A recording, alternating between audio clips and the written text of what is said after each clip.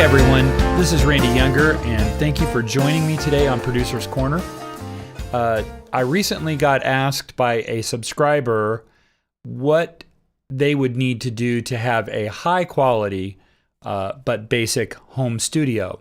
And so I got to thinking about doing that, but I want to make it a little bit broader. What can we do in home studios? Can home studios be considered professional studios or not? And if so, how do we go about doing that? What is the discriminating factor between a home studio and a professional studio? So I'm going to talk about that a little bit today, what is going to be required to be able to do those kinds of things, talk to you a little bit about my own experience in these things, and see if I can't unpack some of it for you. So the first thing is, can a home studio be considered a professional studio? Up here I have three pictures for you. On the upper right I have a picture of my studio, which is in a home. Is it a professional studio? It actually is a professional studio, and I'll tell you why in just a minute. Down below we have a good friend of mine's studio, Blade Studios in Shreveport, Louisiana. And then in the middle left here, in the center screen, we have what is called a Porta Studio by Tascam, the Tascam 144 Porta Studio. Now, what's the difference between these studios? There's a lot of difference between them, but what is the objective of all of them? The objective of all of them is to produce professional sounding music. Now, I'll say that the one in the center, the Tascam, is a little bit different in the sense that it was never really intended to be a professional studio or recording machine necessarily. However, Bruce Springsteen did record the album Nebraska on the Tascam 144 Porta Studio and sold it. And so in that sense, it was used in a professional recording. So if we look at the dictionary definition of professional, one is relating to or connected with a profession. Two, of a person engaged in a specified activity as one's main paid occupation rather than as a pastime. And then, of course, a person engaged in a qualified in a profession. So really, a professional studio is a studio that you could make a living using to produce music that you can make for sale. If I would contend that if you're making music for sale at all and having any sales and you're doing it in your studio, whatever that is, if it's in your home or in a, what do you call them? A rental space, a storage unit.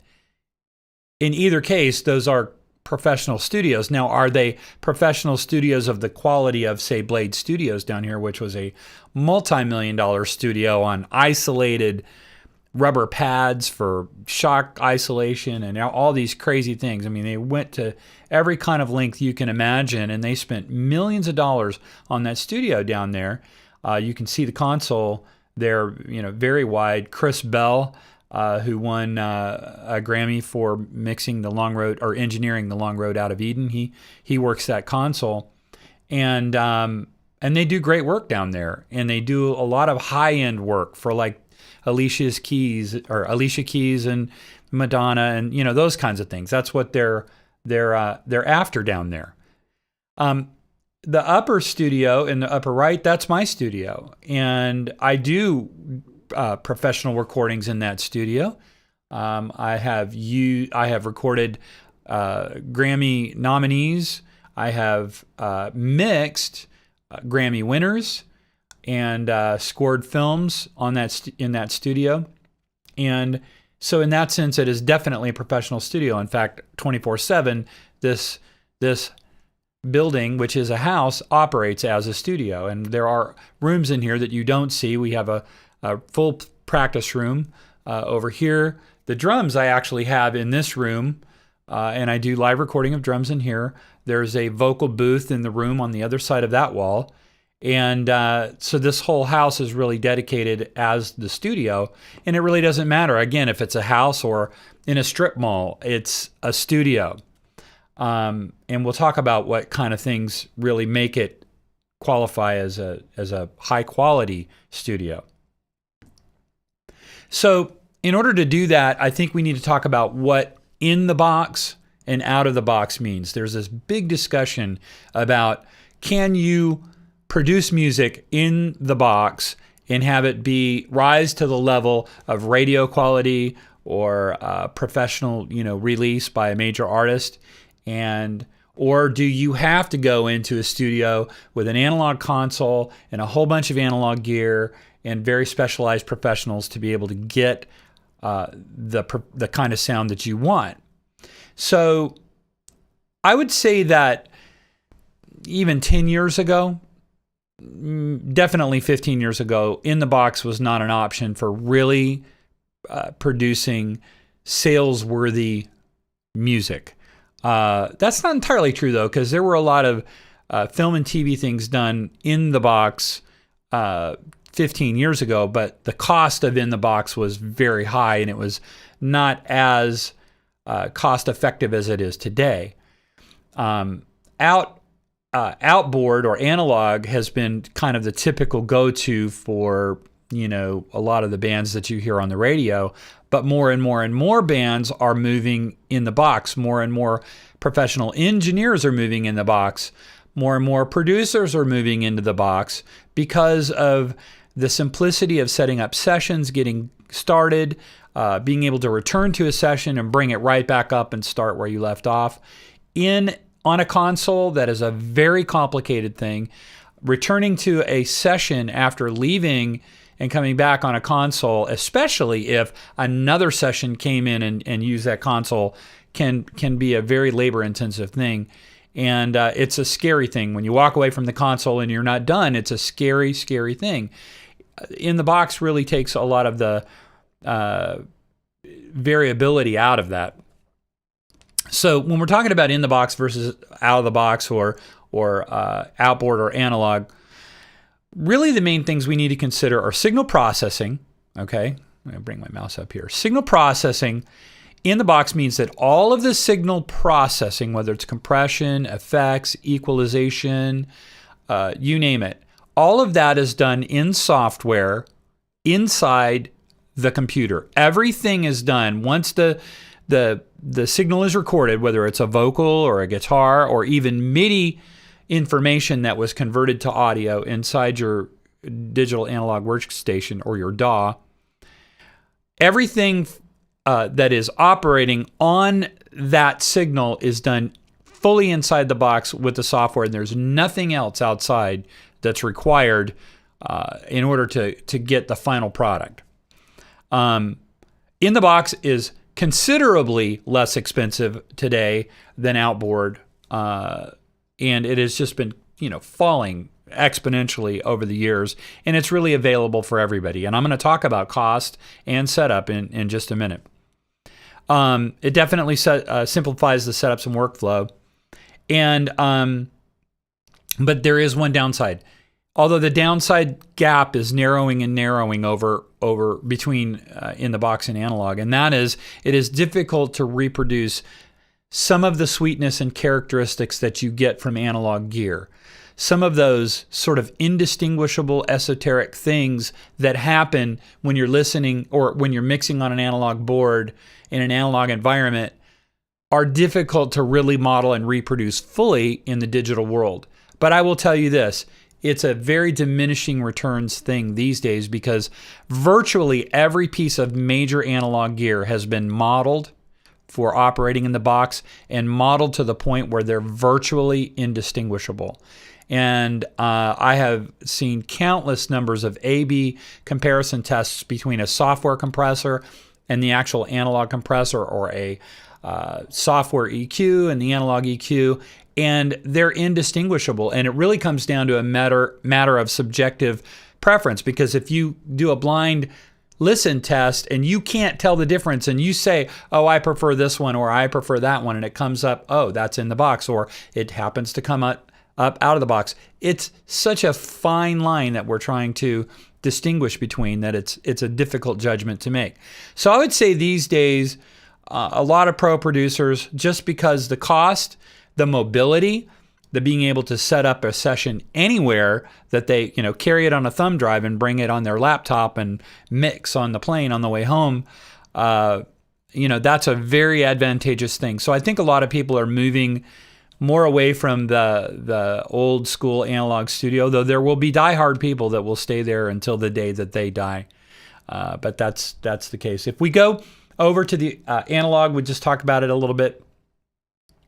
The sound quality is usually pleasing and very musical, but it is highly dependent on the actual signal chain that you're using. And so you may have a bad piece of gear in your signal chain. I mean, there's a lot that can go wrong that can never go wrong inside the box.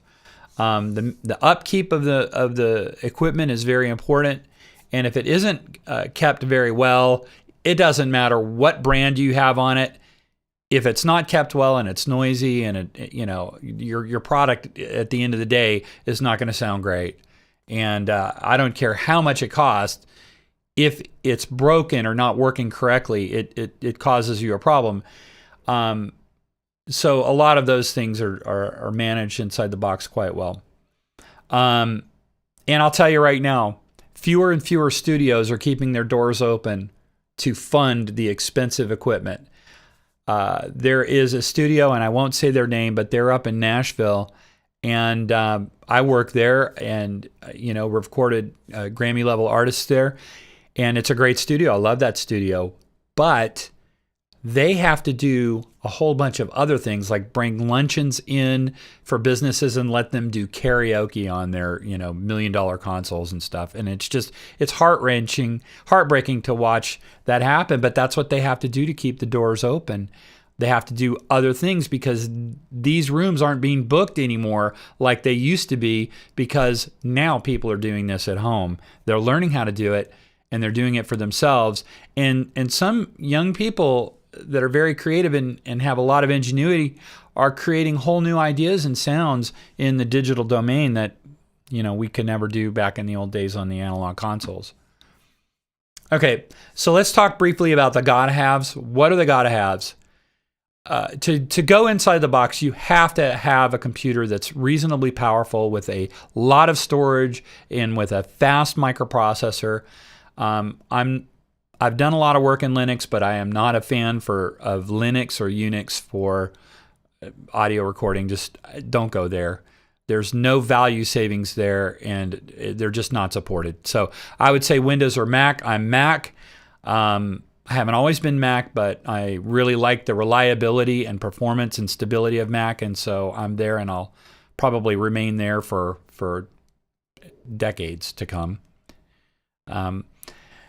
I would definitely not skimp on the processor. Definitely a Core i7 or an Intel Xeon or something of that magnitude, and the more cores, the better. Minimum, I would say, is getting a 4-core i7 machine. The I/O interface, the gap is really narrowing on these things. You can spend a lot of money on a Universal Audio UA Twin.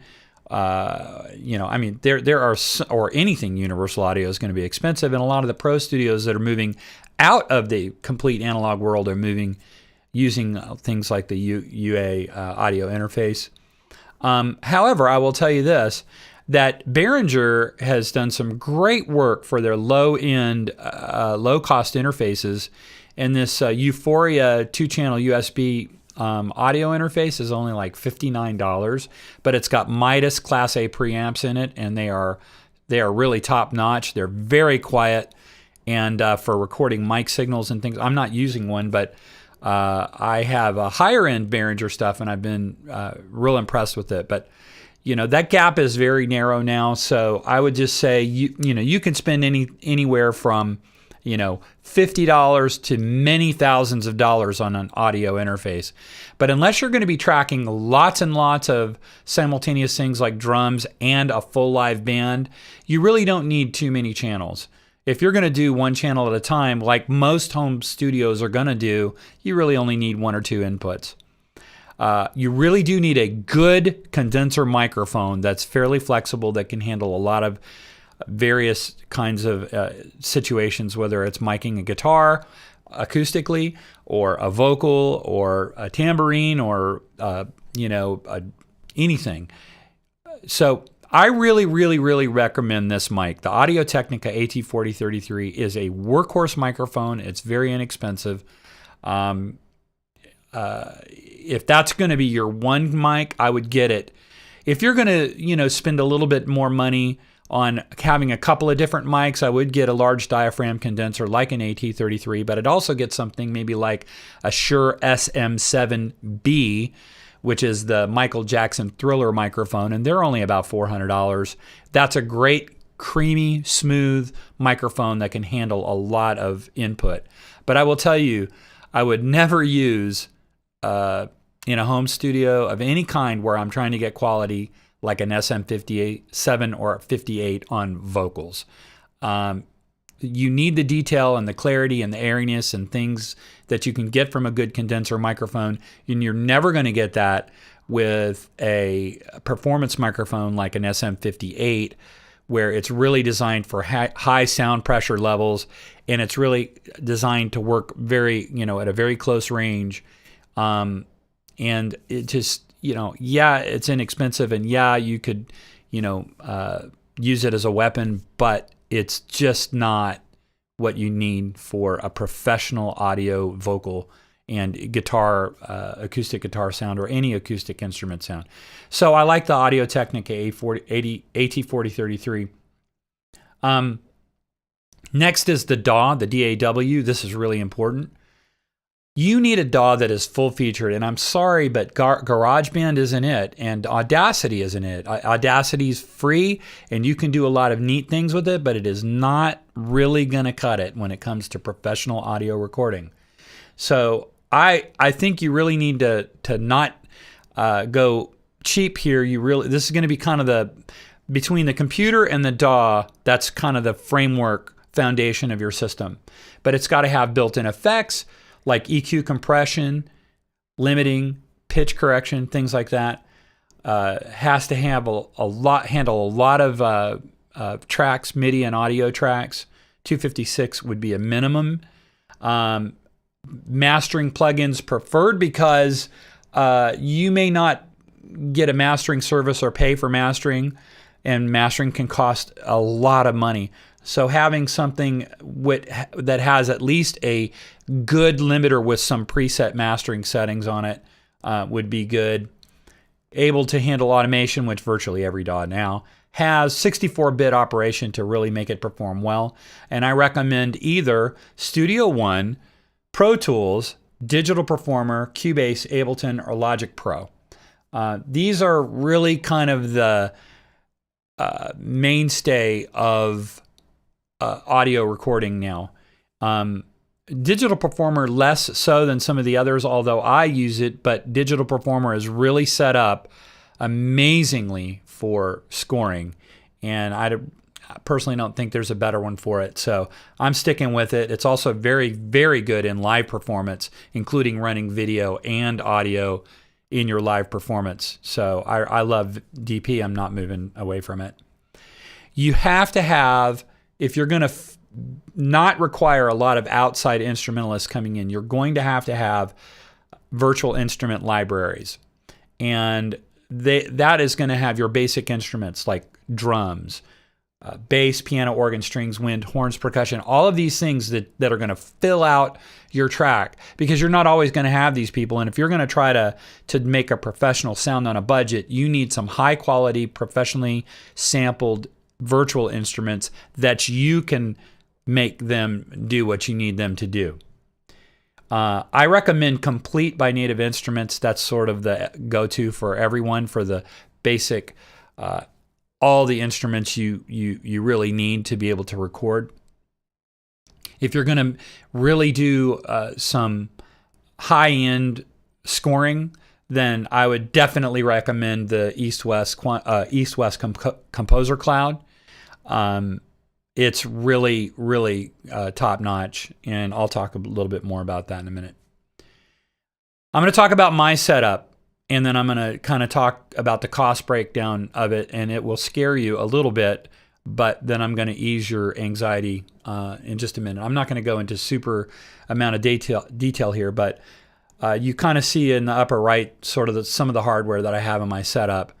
But I didn't, it was expensive. The heart of my system, which happens to be the same as the heart of Brady Blade's system in Shreveport, is the Mac Pro Tower. I'm using 8 cores with the Intel Xeon, 24 gig of RAM. You see the specs there. All in with the cinema display, it was about $7,000. Then my DAW, I'm using Digital Performer, $500. My I/O interface, I'm using a Sapphire Pro 40. That was about $800 new. I have a couple of mic preamps. I use a Focusrite VoiceMaster Pro Platinum. It was about $1,000 new. I also then bought an Art Pro Channel 2 for $300 and have been very pleased with it. Great on acoustic guitars for handling on the input. It has a great compressor, so you can compress before you go into the interface, and that keeps you from clipping. Let's see. I also used to use it on vocals, but I really stuck with the Voice Master Pro for a number of years, but now I don't use either of those. I use my Slate Digital virtual microphone system preamplifier for that.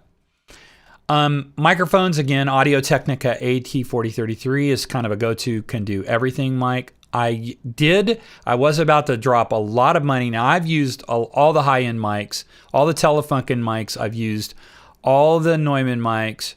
I've used every mic that is every mic you could want to use. And if you look at all the mics that I've used, it's over $100,000 worth of mics if you go out and buy them today. Forget it.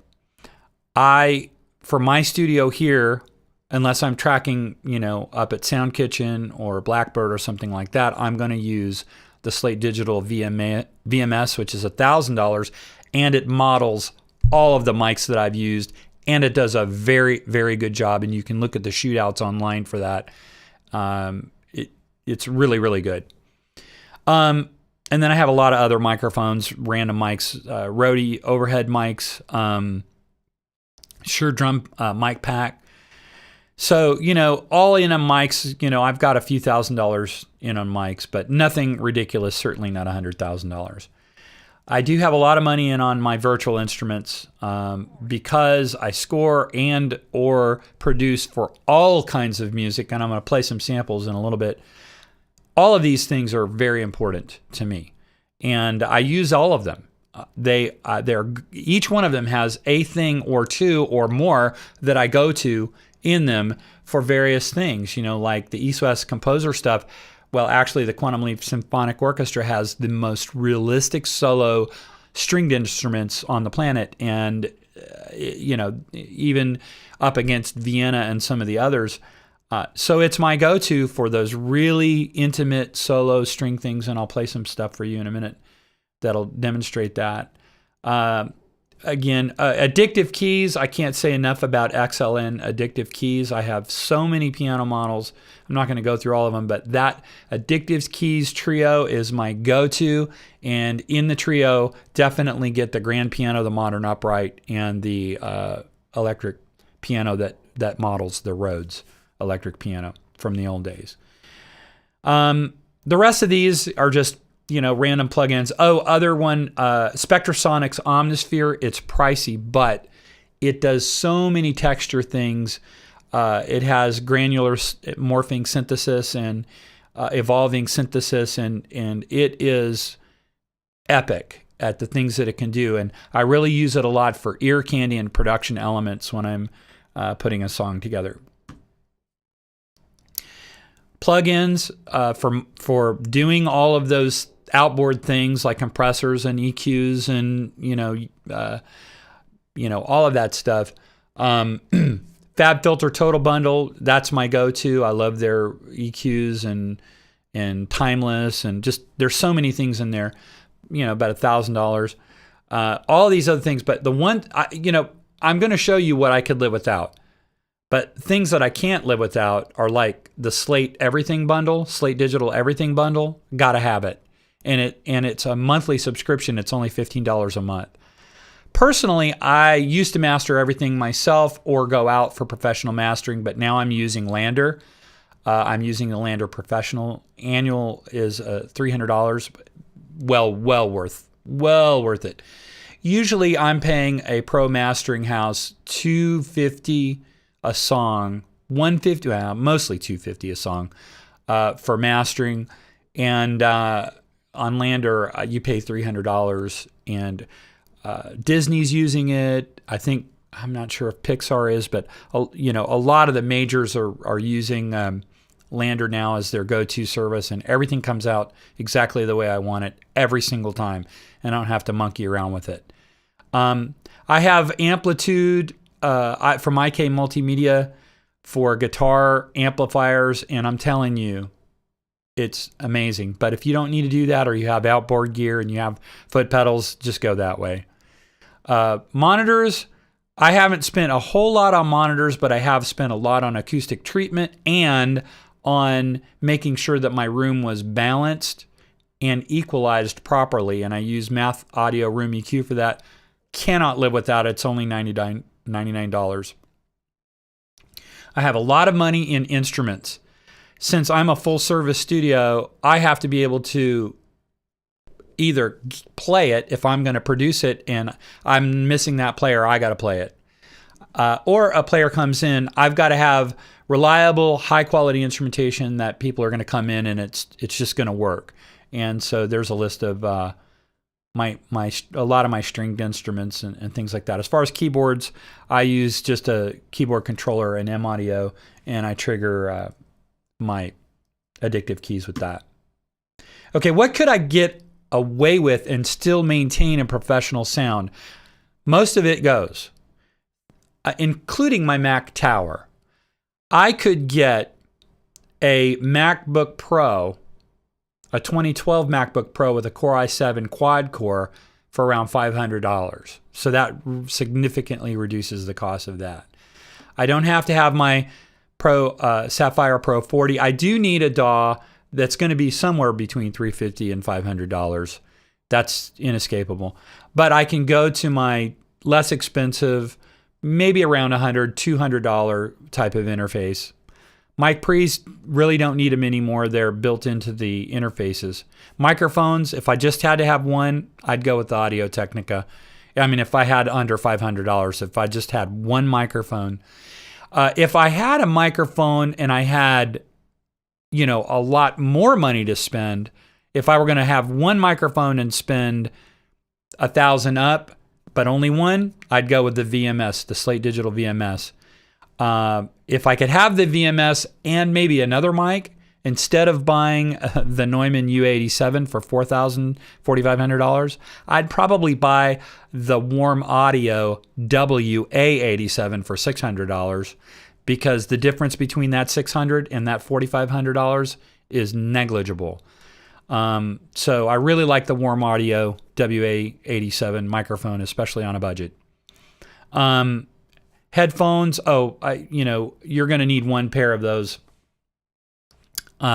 Don't skimp on the headphones. If you're going to mix on headphones, which I don't recommend, but if you're going to do it, make sure that you get a really, really good pair of headphones. And then instead of using the plug-in Math Audio Room EQ, get Math Audio Headphone EQ so that it'll level it, and what you hear will be truth, and your mixes will translate from your mix station to the car, to someone else's house, to their car. And that's the biggest thing. I'm going to go a lot into mixing and room EQ later in another video.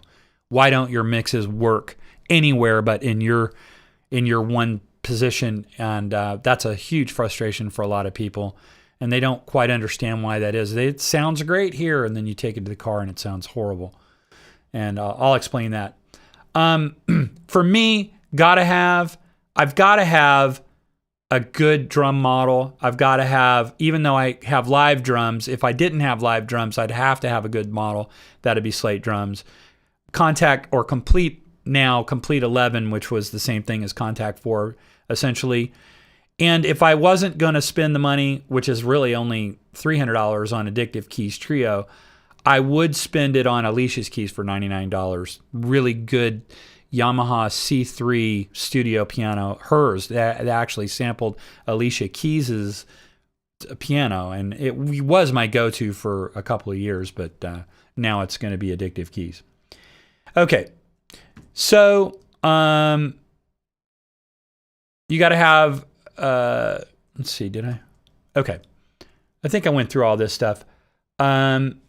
Whether or not you have instruments, you probably already have instruments, so we can actually subtract a lot of these costs out. So if we went back to what mine cost as it sits, it's probably a lot more than this, but the best that I can recollect, it was around $38,000 or $40,000 for just this setup. If we look at what I could get away with, honestly, it'd be around almost 1/10 of that at $4,700. And if I didn't include the guitars and the lander fee, about $3,000. So I'm going to show you what, if you started today, right now, and you went out to buy a recording setup, and I don't mean buying something from a Guitar Center that they say this is your be-all, end-all recording thing for $1,000, because I'm talking about really being able to deliver a professional, quiet, high-quality recording. I would say that we can get in for around $3,000, and that's the things that you see here. That is if you buy Studio One. It'll be a little bit more for Digital Performer, but I would say if you're trying to save money, all the DAWs are around $500, except Studio One, which is $350. If you're going to buy one DAW and you're really pinching those pennies, Studio One is going to be, if it isn't already, the front-running DAW that a lot of the pros are moving to. I'm not going to do it just because I have a workflow and I'm very happy to do it. And I just don't have time right now to go into another DAW. But if you're starting from scratch, I recommend Studio One. Again, this 2-channel Behringer interface, you don't need a mic pre, just go right into the interface. The A24033, get yourself a mic stand and a couple of mic cables, a decent set of headphones. I would get a good drum model, and Complete 11 is $200. Now, if you really, really don't want to spend the money on a separate drum model, Complete has good drum kits inside of it, but you're not going to convince me that those are live acoustic. You can convince me with slate drums that they're live acoustic. Not so much. I know the sounds of the Complete stuff, and it's just not delivering the full impact of a real live kit. And I'm a drummer, among other things, and I know the difference. And I'm about 50-50 live versus slate. The plugins, everything bundle, all your compressors, equalizers, everything that are as close to analog as you can hope to get, $15 a month. Just do it. That's what you got to do. For mastering, you can get $100 a year mastering, but it's only going to give you high resolution MP3s. If you do the $300 a year, you can master CDs with it and send those results up to SoundCloud or Spotify, iTunes, and everything right from Lander, and they'll do all your digital distribution for you. And at the end of the day, you're trying to make money with your music, and if you're trying to get them to Spotify and these other things, Lander is going to be your key for that. So it's really worth the $300 a year, especially when you consider if you were to go out and professionally master a 5-song EP, what is that? $750. So don't go cheap there. Monitors, I think you could get away with. I love the JBL monitors. They're not that expensive and they're very workhorsey. And if you EQ them, like I will eventually show you how to do, you can get away with the 5-inch monitors, near field, mix, fairly close in with those monitors. but they'll have to be in the right position in your room. And also maybe a subwoofer, but you can get a sub for around $80, $90 that will do the job for you. And then Math Audio Room EQ, it's a one-time expense, $99. And then just random cabling and a good 88. I like a weighted controller. But you can actually save some money here because you can get a 2-octave controller. It doesn't have weighted keys, but something from Novation or whatever that has control surfaces on it and things like that. You can do your drums on it, and you can play some little easy piano parts and things like that. And so you can probably cut that down to maybe $150. So I would say then in that case, we're looking anywhere, if you really squeezed hard, you might be able to get down to around $2,200. But this is what it's going to take. If you go on the cheap, and I mean, this is inexpensive, but this is all professional, high quality gear that's going to get the job done for you. If you start really going down below this, you're going to notice. And everyone else is going to notice. You want to get something that no one's going to notice that you're recording at home. I would much rather have them not know where I recorded so that they don't stigmatize, the sound and they prejudge because, oh, you recorded that at home. No, I recorded that in Nashville, at Starbucks in Nashville, but in Nashville. Okay, so that's it. I'm just going to play you a few clips real quick of some of the music that I've produced here. I'll run through a couple of things like on my producer page, randyyounger.com. Here's just a few things. Young lady, Bailey Rushlow, the daughter of Tim Rushlow, multi-Grammy nominee Tim Rushlow, who was the lead singer of Little Texas. Here's a little bit of her.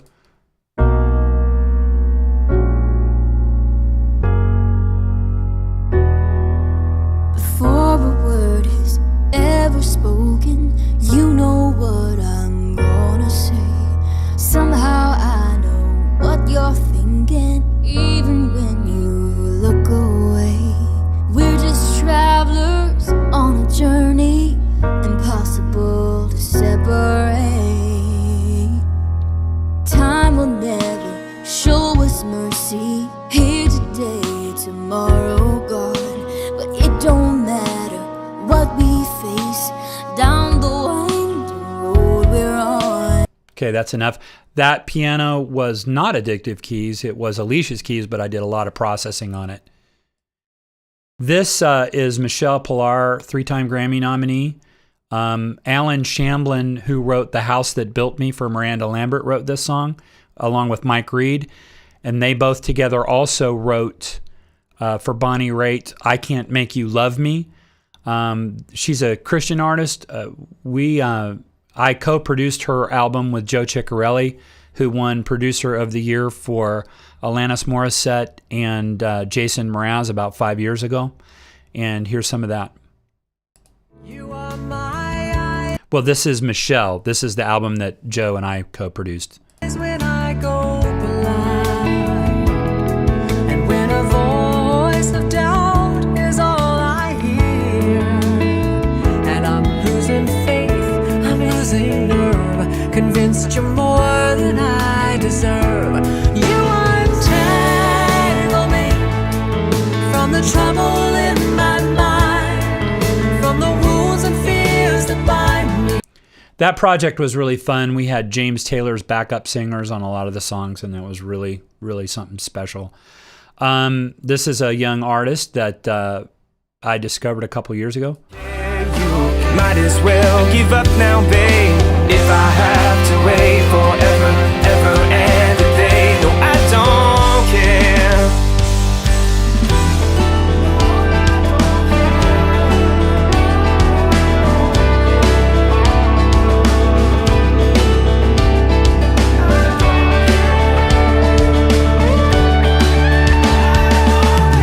But I don't care. This was Layla McCalla, who plays cello for the Carolina Chocolate Drops, Grammy-winning group.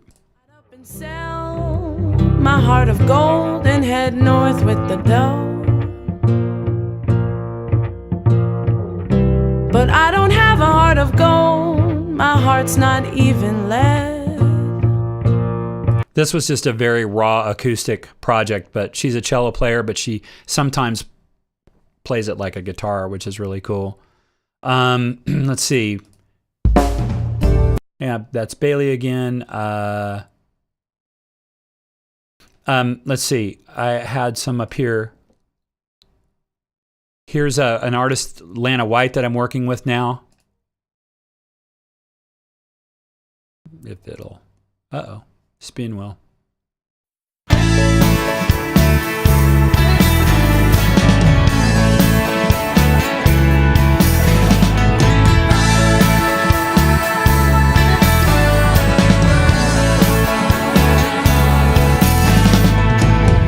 Anything you want, you can ask of me.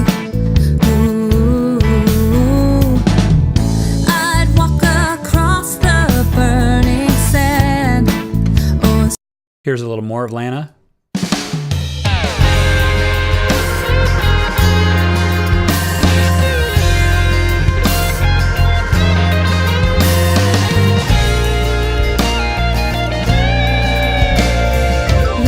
lifting a cold rain that keeps me from feeling. You get the idea. These are things that are coming out of the studio.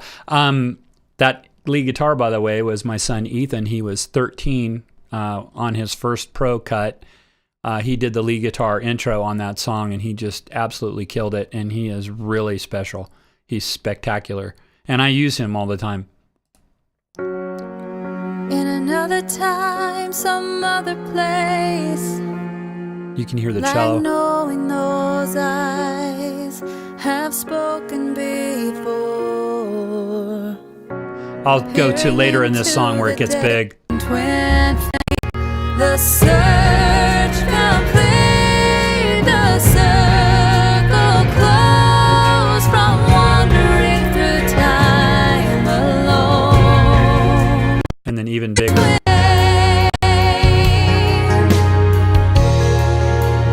One twin flame, the search complete, the circle closes from wandering through time alone. I could go through a lot more. The last thing I'll do is just play a little bit of like a movie trailer that I did. And that was also done here.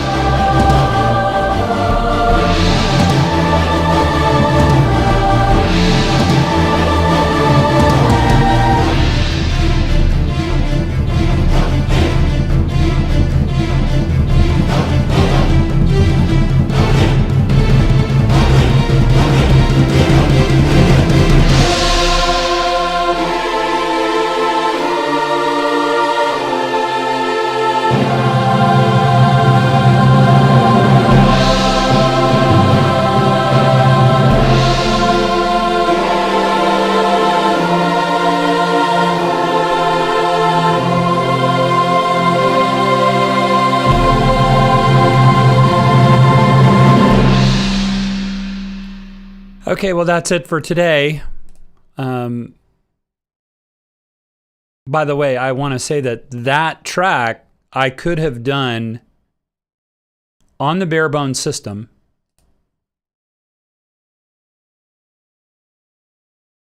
if I added the $50 a month Composer Cloud. If I had the East-West Quantum Leap Composer Cloud for $50 a month, I could have done on this system that you're seeing here on the screen. I could have done that track. No problems. So that should give you an idea of the breadth and width and depth of all that you can do when you spend a little bit of money. Now, we haven't talked about acoustic treatment or mixing or setting up how to mix or any of that stuff, but this is what you need to get started. Okay? Thanks, guys.